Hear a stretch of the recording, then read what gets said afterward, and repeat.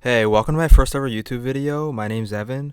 So I recently saw this video on Prager U that went viral. It's about socialism in Denmark and capitalism, and I just wanted to address the numerous inaccuracies and provide a counter perspective to what he's saying.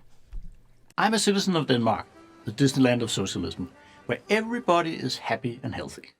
Forget the Soviet Union, Cuba, Venezuela, and all those power-mad Marxists who got it wrong. Denmark is the model to follow. There's just one problem. It's a fantasy. For it to be true, Denmark would have to be a socialist country. But it's not. If it were, it would have gone Venezuela a long time ago. Sorry to bring all the new fans of socialism the bad news, but that's the reality. Yes, it's true that Denmark has high taxes and a high level of government spending, key features of a socialist mentality. But in almost every other respect, Denmark is a full-on free market capitalist country. So he starts off this piece in a really disingenuous way, and it's pretty unfortunate, but a lot of conservatives will do it when you're talking to them about socialism, is they will always mention Venezuela and Maoist China because they don't really understand what modern day socialists want. Corbyn, Sanders, all those guys leading the modern movement, they don't want authoritarian regimes. They're very much pro-democracy.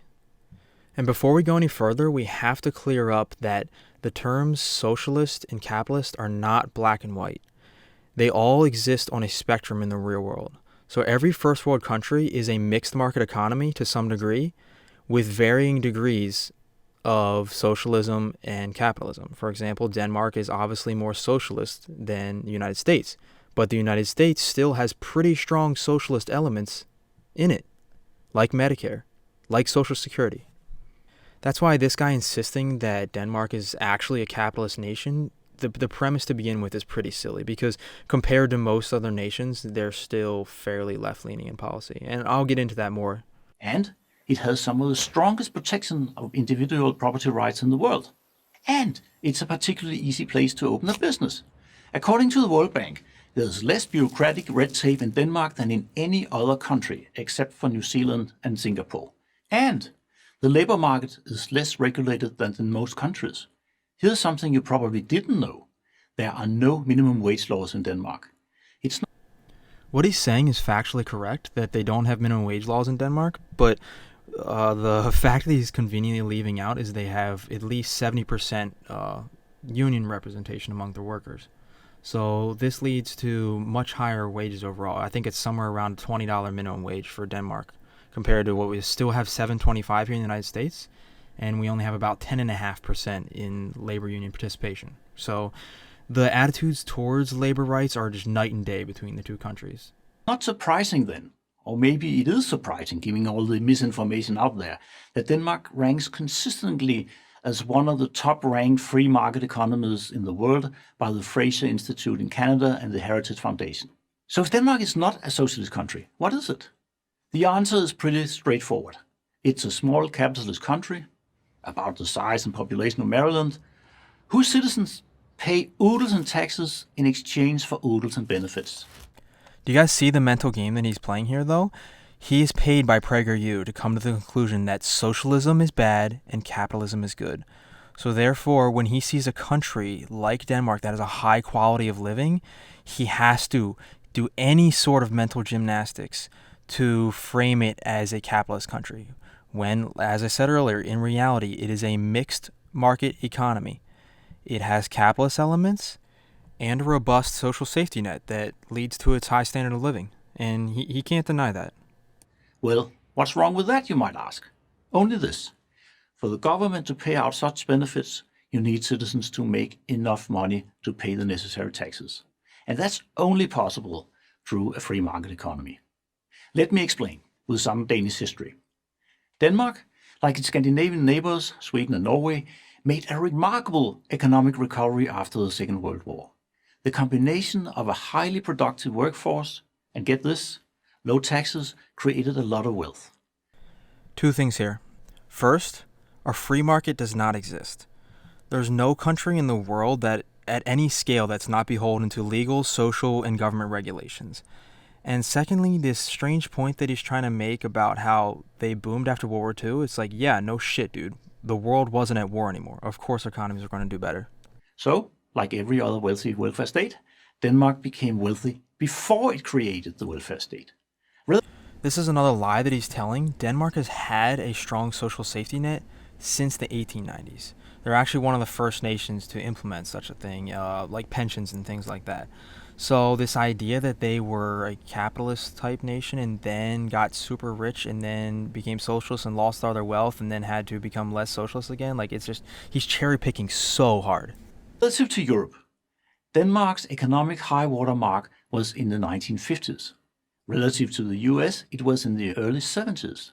It was then, in the late 60s and early 70s, that the country's ruling elite became preoccupied with wealth redistribution.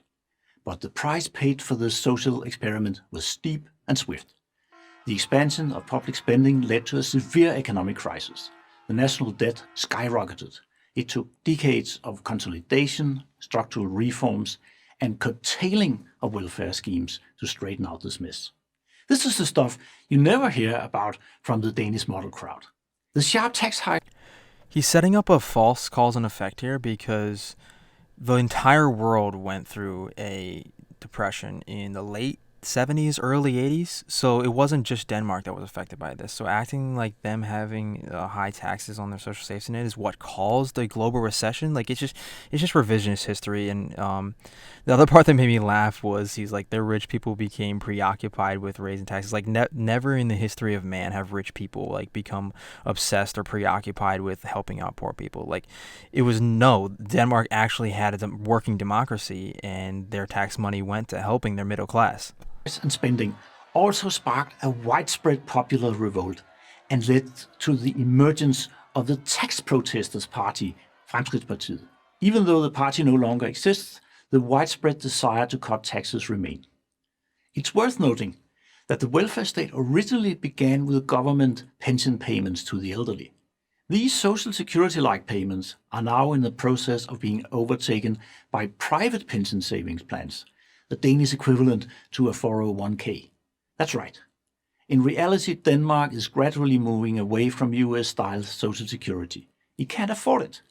Denmark, the so-called socialist model, is returning the responsibility for retirement savings back to its citizens. Once again, he seems to be framing social safety nets as an inherently negative thing, but he never really elaborates on it. And this idea that Danes are moving like hard to 401ks just isn't backed up by any data I saw. Like they seem to be gradually moving that way in the last 15, 20 years, but still the bulk of their retirement is through government programs. And what about healthcare? Free, right? Nothing is free. Danes pay for their healthcare through their high taxes. Private healthcare insurance is available, however. It's becoming more and more popular as long wait times associated with government-run medical care becomes less and less popular. But in a welfare state, education is free, right? Well, that's another thing about free. It doesn't mean ideal.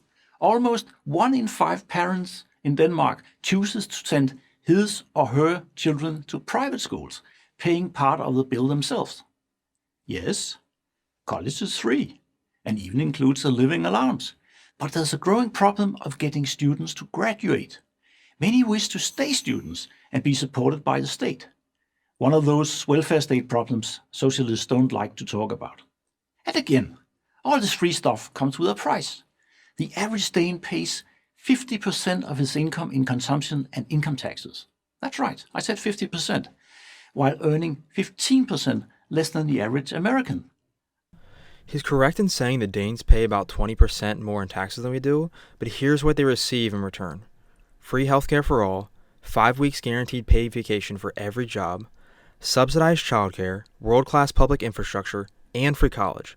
And not only is the college free or debt-free, you get paid to attend university. So this all sounds like a sweet deal to me and definitely worth the extra taxes. After taxes, an average American has a 27% higher disposable income than a Dane. Don't get me wrong. Grey winters aside, Denmark has much to recommend it. It's just that being a socialist paradise isn't one of them. I'm Otto Brons Petersen, economist for the Center of Political Studies in Copenhagen, Denmark, for Prager University. So, to sum it up, the next time you're talking with someone about socialism and capitalism, remember that every country is some mix of the two, just like Denmark, and that politicians like Bernie Sanders' policies are not extreme in the least. They already exist and work rather well in most of Europe. And thanks for watching, guys. Like, subscribe, yada yada, all that. Peace.